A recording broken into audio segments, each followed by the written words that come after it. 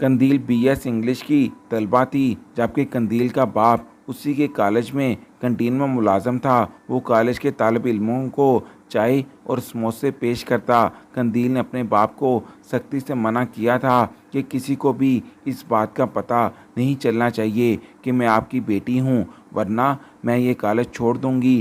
कंदील जब अपने क्लास फेलोज़ के साथ कॉलेज की कैंटीन में जाती तो इसका बाप इनको चाय और समोसे पेश करता, जबकि जबकि इसकी नज़रें झुकी हुई होती थीं। कंदील ने कॉलेज में पहली पोजीशन हासिल की तो तमाम तलबा के वालिदैन को भी इसकी तकरीब में दावत दी गई, ताकि खुशी के इस मौका पर वो भी अपने बच्चों के साथ शामिल हो सकें। ये सुनकर कंदील काफ़ी परेशान हुई। वो किसी सूरत नहीं चाहती थी कि कॉलेज के टीचर्स और इसके क्लास फेलोज़ को इस बात का पता चल सके कि इसका बाप तो कॉलेज का एक मामूली सा मुलाजम है, जो फटे पुराने कपड़े पहनकर कॉलेज के तालिब इल्मों को चाय और समोसे पेश करता है। कल तकसीम इनामात की कॉलेज में तकरीब थी और कंदील ने अपने बाप को मना किया था कि कल आप कॉलेज मत आइएगा, क्योंकि मुझे बहुत शर्मिंदगी महसूस होगी। बीमारी या शहर से बाहर जाने का कोई बहाना कर लीजिए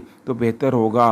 बाप ने अपनी बेटी से वादा किया कि बेटी, तुझे परेशान होने की ज़रूरत बिल्कुल नहीं। तुम्हारा बाप कभी तुम्हें शर्मिंदा नहीं होने देगा। तकरीब वाले दिन जब कंदील को स्टेज पर बुलाया गया तो वो बड़े फ़ख्रिया अंदाज में स्टेज पर आ रही थी, लेकिन इसकी आंखें फटी की फटी रह गईं जब इसने देखा कि कॉलेज के प्रिंसिपल के साथ बैठा मेहमान खुसूसी तो बशीर अहमद इस सरकारी अस्पताल में दर्जा चहारम पर भर्ती हुआ था। वो अस्पताल की सफाई करता था। मुख्तलिफ वार्ड्स में वो सफाई के दौरान जब मरीज़ों को देखता तो इसके दिल से यही दुआ निकलती थी कि ऐ मेरे परवरदिगार, इनको जल्द सेहतयाब फरमा।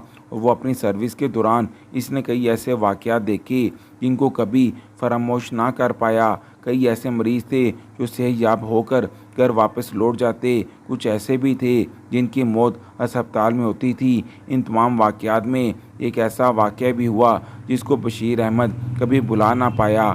एक औरत को अस्पताल में लाया गया जिसकी डिलीवरी करीब थी। वो दर्द से चिल्ला रही थी, जबकि इसका शौहर इसे तसल्ली दे रहा था। औरत की हालत बहुत ख़राब थी। इसे फ़ौरन एमरजेंसी वार्ड में लाया गया, जहां पर एक लेडी डॉक्टर ने इसके शौहर को बताया कि आपकी बीवी का बड़ा ऑपरेशन होगा, क्योंकि अल्ट्रासाउंड से पता चला है कि बच्चा पेट में उल्टा है और इसकी नॉर्मल डिलीवरी नहीं होती। औरत का ऑपरेशन जारी था, जबकि इसका शौहर बाहर दुआएं मांग रहा था। बशीर अहमद इस शख्स के पास आया और इसे तसल्ली दी और कहा कि परेशान होने की ज़रूरत नहीं, अल्लाह ताला सब बेहतर करेगा। मुश्किल की इस घड़ी में एक छोटी सी तसल्ली भी बहुत बड़ी नेमत है। लिहाजा इस शख्स ने बशीर अहमद का शुक्रिया अदा किया। थोड़ी देर के बाद लेडी डॉक्टर ऑपरेशन थिएटर से बाहर आई और इस शख्स को मुबारकबाद पेश की कि अल्लाह ने आपको एक बेटी अता की है और आपकी बीवी अब ख़तरे से बाहर है। ये खबर सुनकर वो आदमी अल्लाह का शुक्र अदा करने लगा। अब इसके चेहरे पर एक इत्मीनान था। इस शख्स की बीवी कुछ अर्सा अस्पताल में रही, जबकि बच्ची को एक शीशे के बॉक्स में रखा गया, क्योंकि इसे सांस का मसला था। बशीर अहमद वार्ड की सफाई के दौरान उस बच्ची को बड़े गौर से देखता था और उसकी सेहत के लिए दुआ करता था। 3 से 4 दिन के बाद बच्ची को वहां से डिस्चार्ज किया गया और अपनी मां के पास लाया गया। बच्ची अब काफ़ी हद तक नॉर्मल हो चुकी थी और अपनी मां का दूध पीने के काबिल थी। तकरीबन 1 हफ्ते के बाद उस औरत को अस्पताल से डिस्चार्ज किया गया। उस वक़्त बशीर अहमद बाहर की सफाई कर रहा था जब इसने देखा कि औरत तो शौहर के साथ वापस जा रही है। वो एक गाड़ी में सवार हुए, मगर हैरत की बात यह थी कि इनके साथ बच्ची बिल्कुल भी नहीं थी। बशीर अहमद काफ़ी हैरान हुआ कि वो दोनों बच्ची को साथ लेकर क्यों नहीं जा रहे। बशीर अहमद इस बच्ची से काफ़ी उल्फत रखता था और रोज़ाना 2 से 3 बार इसे ज़रूर देखता था। कोई ना कोई कशिश इसके दिल में इस बच्ची के लिए थी। वो वार्ड के अंदर दाखिल हुआ तो इसने देखा कि नर्स इस बच्ची को उठाकर बाहर जा रही है। बशीर अहमद ने यही समझा कि बच्ची के माँ बाप इनका इंतज़ार कर रहे हैं गाड़ी में और ये नर्स इन्हीं के पास जा रही है। लेकिन हैरत की बात यह थी कि ऐसा बिल्कुल भी ना हुआ। मियाँ बीवी दोनों गाड़ी में सवार होकर अस्पताल से जा चुके थे, जबकि नर्स तेज तेज कदमों के साथ बच्ची को लेकर वहां से रवाना हुई। फिर वो अस्पताल के मेन गेट पर आई तो बशीर अहमद भी चुपके से इसके पीछे चलना शुरू हुआ। गेट के सामने एक गाड़ी रुकी, नर्स इस गाड़ी में सवार हुई, फिर वो गाड़ी तेज़ी से वहां रवाना हो गई। ये बात बशीर अहमद को हजम ना हो सकी। इसने अपनी बाइक स्टार्ट की और उस गाड़ी का पीछा करना शुरू किया। वो गाड़ी का पीछा कर रहा था और यही बात सोचे जा रहा था कि ऐसा कैसे मुमकिन है कि एक माँ अपने 7 दिन की बच्ची को छोड़कर अकेली घर चली गई और ये नर्स बच्ची को लेकर आखिर जा कहाँ रही है। गाड़ी बहुत तेज़ी से चल रही थी, लिहाजा बशीर अहमद को भी बाइक की स्पीड तेज़ करना पड़ी कि शायद ड्राइवर ने शीशे से देख लिया था कि गाड़ी का कोई पीछा कर रहा है, इसलिए इसने गाड़ी की स्पीड पहले से ज़्यादा कर दी। ट्रैफिक सिग्नल पर गाड़ी रुकी तो बशीर अहमद बिल्कुल गाड़ी के करीब आ गया। इसने अंदर झांक देखा तो ड्राइवर पसीने से शराबोर था और नर्स भी काफ़ी घबराई हुई थी। बशीर अहमद की छठी हिस्स ने काम किया और इसने सोचने पर मजबूर किया कि कुछ ना कुछ गड़बड़ ज़रूर है। ये 25 के वालिदैन के पास तो हरगिज़ नहीं लेकर जा रहे। ट्रैफिक सिग्नल से गाड़ी आगे गई तो बशीर अहमद अब गाड़ी के साथ साथ चल रहा था। फिर वो गाड़ी के सामने आ गया। ड्राइवर ने मौका का फ़ायदा उठाया और गाड़ी को वहीं छोड़कर भागना शुरू किया। अब अगर बशीर अहमद ड्राइवर का पीछा करता तो वो नर्स वहां से भाग जाती और गायब हो जाती। लिहाजा बशीर अहमद ने ड्राइवर का पीछा ना किया और अपनी नज़रें उस नर्स पर मरकूज़ रखीं जिसके हाथ में बच्ची थी। वो नर्स के करीब आया और इससे पूछने लगा कि बच्ची को कहाँ लेकर जा रही हो, सच सच बताओ वरना मुझसे बुरा कोई नहीं होगा। नर्स रोने लगी और कहने लगी कि मेरी कोई गलती नहीं है, मैंने कुछ नहीं किया। वो ऐसे रिएक्ट कर रही थी कि कोई बहुत बड़ा जुर्म छुपा रही हो। बशीर अहमद ने हालात को बांधते हुए नर्स को साइड पर किया और कहा तो मुझे सारी हकीकत बताओ वरना अभी पुलिस को बुलवा लूँगा।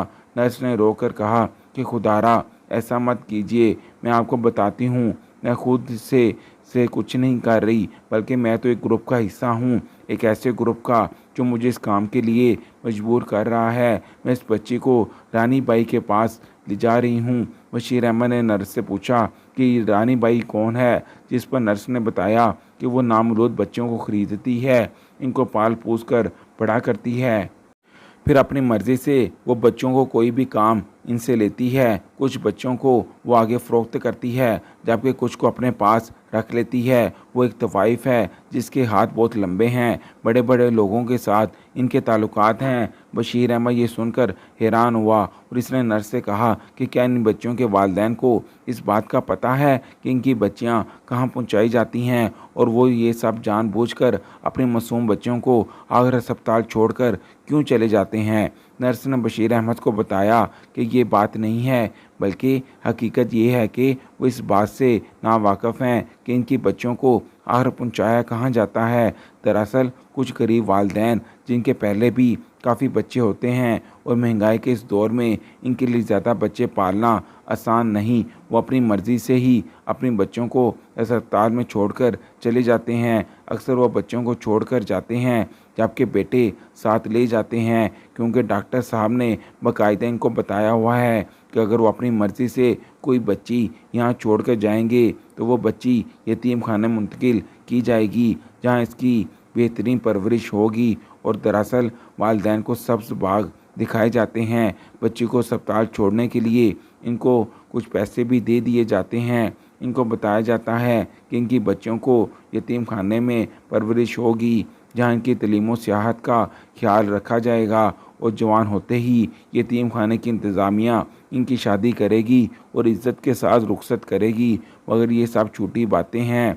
डॉक्टर साहब अपने मुख्तलिफ लोगों के ज़रिए इन बच्चों को रानी बाई के पास पहुंचा देता है और इस काम के लिए मुख्तलिफ नर्सों की मदद ली जाती है। नर्सें बेचारी मजबूर हैं क्योंकि डॉक्टर साहब के पास इनकी वीडियोस मौजूद हैं। वो पहले इनको अपने जाल में फंसाता है, फिर इनसे इस तरह के काम लेता है। जैसे जैसे बशीर अहमद ये बातें सुनता जा रहा था, इसके कान खुलते जा रहे थे। इसे महसूस हो रहा था जैसे वो बेहोश होने वाला है और अपने आप को मुलामत कर रहा था कि मेरे होते हुए ये काम होता रहा, मुझे इस बात की बिनक तक ना लगी। पिछले 10 साल से वो इसी अस्पताल में था, लेकिन इतनी चालाकी और खामोशी से वो काम कर रहा था कि किसी को कानों कान खबर तक ना हुई। हत्ता कि एक ऐसे शख्स को भी पता ना चल सका जो रोज़ाना वार्ड्स कमरों की सफाई करता था और इसी अस्पताल का हिस्सा था। मगर अब इसने ठान लिया कि वो ये मकरूह धंधा बंद करवाएगा, मुजरिमों को सज़ा ज़रूर दिलवाएगा जो इन मासूम बच्चों को पैदा होने के कुछ दिन के बाद ये ऐसे माहौल में पहुंचा देते हैं जो कि जहन्नम से किसी सूरत कम नहीं।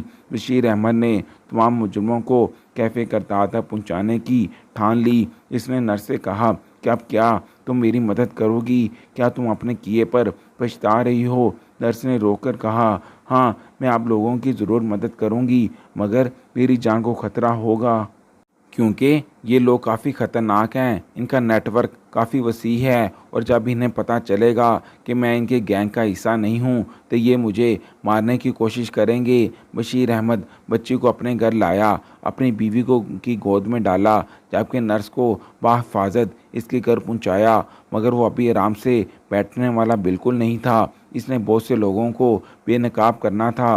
वो नर्स को अपने साथ पुलिस स्टेशन ले गया। इसके बयानात रिकॉर्ड करवाए। इंस्पेक्टर साहब ने नर्स को इस बात का यकीन दिलाया कि आपके साथ काफ़ी रियायत की जाएगी, लेकिन शर्त यह है कि तुम्हें भी हमारी मदद करना पड़ेगी। जो लोग इस मकरूह धंधे में इन्वॉल्व हैं सबको पकड़वाना होगा, कानून के कटहरे में लाना होगा। सबसे पहले पुलिस ने अपने सिपाहियों की मदद से इस अस्पताल पर छापा मारा।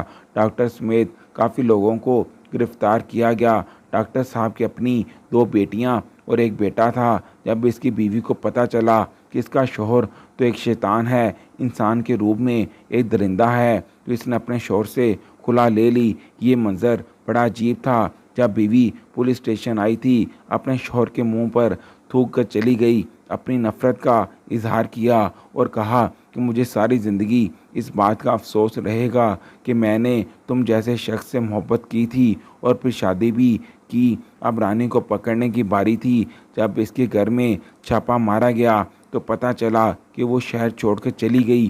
तमाम बच्चों को भी साथ ले गई जो किसी न किसी तरीके से इस तक पहुंचाई गई थी। रानी का नंबर ट्रेस करने की कोशिश की गई, लेकिन नंबर बंद जा रहा था। इसने अपने पीछे कोई निशान बाकी नहीं छोड़ा था। वो हर गई कहाँ किसी को नहीं मालूम था।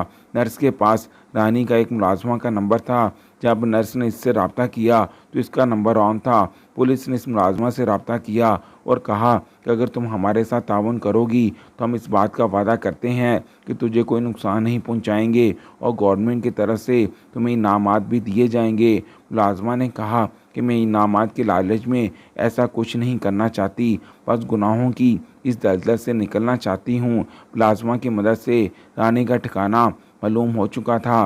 रानी के साथ साथ उन लोगों को भी गिरफ्तार किया गया तो हमारे इलाके में मुजाहर बड़े मोअज़्ज़ज़ बनकर फिरते थे, लोगों की खिदमत करने का जज्बा रखते थे और वो ऐसे शो करते थे, लेकिन अंदर से वो शैतान थे। बहुत से लोग बशीर अहमद की वजह से बेनकाब हो चुके थे और सबसे बढ़कर वो लावारिस बच्चियां जो रानी के डेरे से बरामद हुई थीं। बशीर अहमद की वजह से वो बच्चियां गुनाहों की इस दुनिया से महफूज रहीं। इन मासूम बच्चों को आने वाले दिनों के लिए तैयार किया जा रहा था। इन बड़े बड़े लोगों की खुराक बनाने की खातिर जिनको रानी बच्चियां सप्लाई करती थी, ऐसे बख्त लोग जो अपनी बीवियों के होते हुए भी नौजवान लड़कियों की आदी थी। जब पेट में हराम का लुकमा हो तो इस तरह के हराम फेल का इंसान आदी हो जाता है। यही मामला उन लोगों के साथ था जो शराब के नशे में नौजवान लड़कियों का रक्स देखते थे। पहले इनको नज़रों से नोचते थे, फिर इनको जिस्मों के साथ खेलते थे। बशीर अहमद को हुकूमत की तरफ से बड़ा इनाम दिया गया, मगर बशीर अहमद ने एक आला ज़र्फ़ इंसान था। इसने इस नर्स को फरामोश ना किया, इसकी मदद के बगैर वो ऐसा कुछ नहीं कर सकता था। वो बहुत से लोगों को इसने बेनकाब किया और फिर इन मासूम बच्चों को यतीम खाने मुंतकिल किया। इसके बाद बशीर अहमद इस जोड़े के पास गया जो अपने मासूम बच्चे को छोड़कर अस्पताल से चले गए थे। बशीर अहमद ने रोकर कहा कि तुम लोगों ने ऐसा क्यों किया? तुम इतने जालिम कैसे हो सकते हो? एक मासूम बच्चे को जहन्नम की आग में जलाकर क्यों चले गए हो? वो दोनों रो रहे थे, कह रहे थे कि हमने गुर्बत के हाथों मजबूर होकर ये सब किया था, लेकिन हमें तो बताया गया था कि आपकी बेटी महफूज हाथों में है, इनको यतीम खाने मुंतकिल किया जाएगा। हमें मालूम नहीं था कि वो जालिम इंसान हमारी बेटी को एतवाइफ के हाथों फ़रोख्त कर रहे थे। बशीर अहमद ने वो मासूम बच्ची इनके हवाले की और बहते हुए आंसुओं से कहा कि इस बच्ची का ख्याल रखना, ये कली आप कभी मुरझा ना पाए। ये कहकर वो वापस आ रहा था। वो अपने आंसू छुपाने की कोशिश कर रहा था, जाकि वो दोनों बशीर अहमद के दिल का हाल मालूम कर चुके थे। बच्ची की मां ने बशीर अहमद को आवाज़ दी और कहा कि भाई, मैं एक मां हूं और मैं समझती हूं कि आपका दिल इस बच्ची के लिए तड़प रहा है। मैं मां होने के नाते अपने भाई को अपनी बच्ची दे रही हूं। इसका ख्याल रखना, आज से ये आपकी है, आप इसके वारिस हैं। बशीर अहमद ने इस बच्ची को सीने से लगाया और वापस अपने घर ले आया। बशीर अहमद ने इस बच्चे का नाम कंदील रखा। इसकी अपनी कोई औलाद नहीं थी, लिहाजा इसने बच्ची को बड़े नाजों से पाला। खुद मेहनत मजदूरी करके कंदील को हर आसाइश फराहम की। कंदील से बशीर अहमद की मोहब्बत का ये आलम था कि आधी रात को एक बार कंदील को हल्का सा बुखार हुआ था। सारी रात वो सो ना सका, बार बार कंदील का बुखार चेक करता।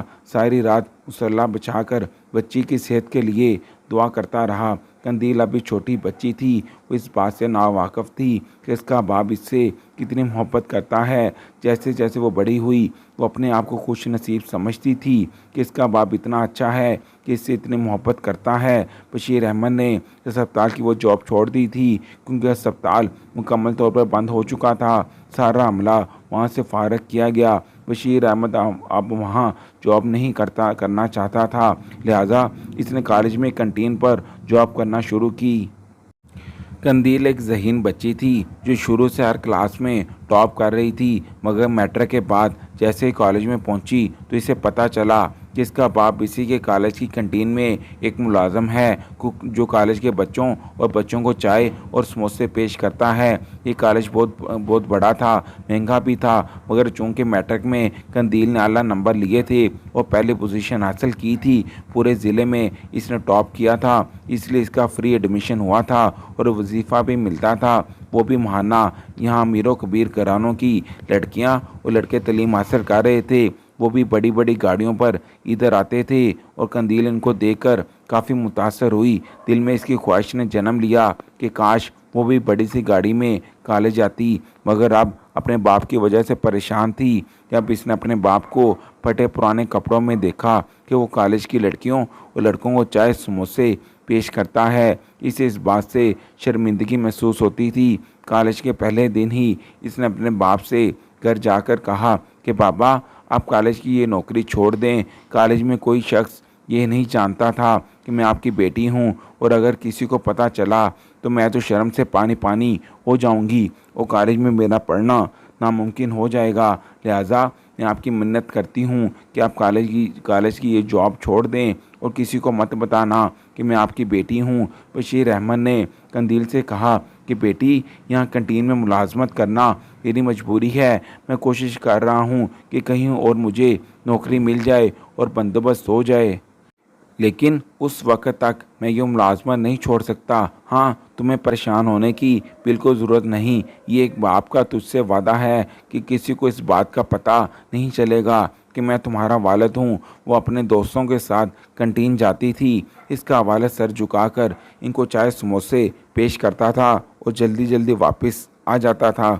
इसका बहुत दिल चाहता था कि वो अपनी बेटी को देखे, मगर वो इस खौफ से अपनी बेटी की तरफ देखता भी नहीं था कि कहीं कंदील नाराज़ ना हो जाए। वो किसी सूरत भी अपनी बेटी की नाराज़गी बर्दाश्त नहीं कर सकता था। एक दफ़ा इसकी बीवी ने बशीर अहमद से कहा कि आज कंदील जैसी कॉलेज से वापस आएगी तो मैं इसे सब बताऊंगी कि आज वो जिस मुकाम पर है सिर्फ़ और सिर्फ आपकी वजह से ही है। वो आपसे इस तरह का रवैया इख्तियार करेगी, मैंने कभी सोचा भी नहीं था कि वो ऐसा क्यों कर रही है। मैं हैरान हूँ। बशीर अहमद हाथ जोड़कर अपनी बीवी से यही कहता था कि खुदारा कुछ ऐसा मत करना। खबरदार, अगर तूने कंदील को कुछ भी बताने की कोशिश की, वो जिस तरह हर क्लास में आला नंबर ले रही है, तो इस तरह मुझे उम्मीद है कि वो कॉलेज में भी टॉप करेगी और डॉक्टर बनने का इसका सपना पूरा हो जाएगा। बशीर अहमद की अपनी बेटी के लिए दुआएं रंग लाईं और इसने क्लास में टॉप किया।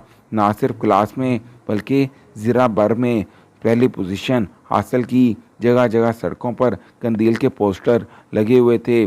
पास होने वाले तालिब इल्मों के लिए कॉलेज में तकरीब का एहतमाम किया गया और तमाम तालिब इल्मों के वालिदैन को भी इस तकरीब में शमूलियत की दावत दी गई। मगर इस मौका पर भी कंदील ने अपने बाप से कहा कि पापा, बेहतर यही है कि आप कुछ दिनों के लिए इस शहर से बाहर चले जाएं या फिर अपनी बीमारी का बहाना कर लें। बशीर अहमद ने बेटी के सर पर हाथ रखा और कहा, बेटी, फिक्रमंद होने की ज़रूरत नहीं। मेरी वजह से कभी तुम्हें शर्मिंदगी नहीं होगी। तुम्हारा सर कभी झुकने नहीं दूंगा। तकरीब के दिन कंदील को स्टेज पर बुलाया गया।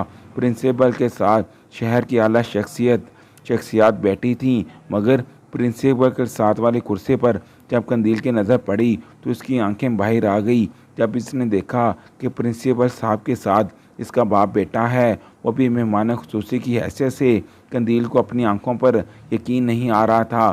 तारफ़ के दौरान प्रिंसिपल साहब ने कहा कि हमारे दरमियान एक ऐसा अजीम शख्स मौजूद है जिसने आज से 20 साल पहले एक बच्ची को गोद लिया। एक ऐसी बच्ची जिसकी वजह से इसने तकरीबन 70 बच्चों की ज़िंदगी बचाई, इन्हें बर्बाद होने से बचाया। वो बच्चियां आज इस तकरीब में शामिल हैं और इन्हें दावत दी गई है। ये वो शख्स है जिसने अपनी जान पर खेलकर इन बच्चों की इज्जत की ज़िंदगी दी। फिर प्रिंसिपल ने तारुफ में बशीर अहमद का वो सारा वाक़या बयान किया जो अस्पताल में पेश आया था।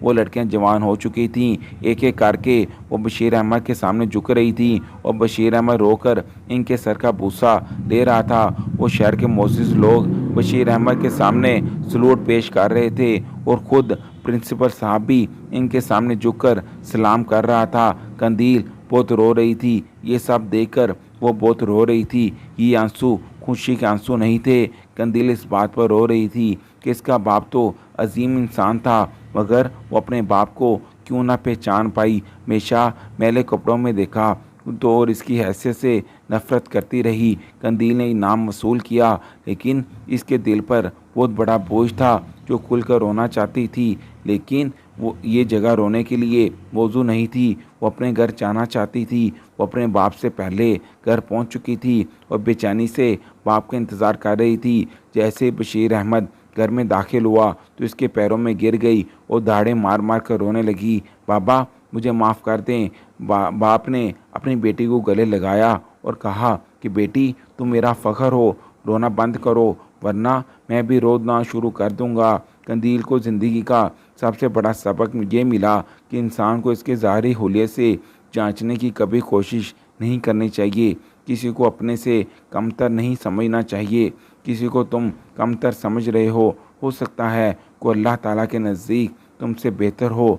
वीडियो अगर पसंद आई है तो लाइक और शेयर ज़रूर कीजिएगा। अल्लाह हाफिज़।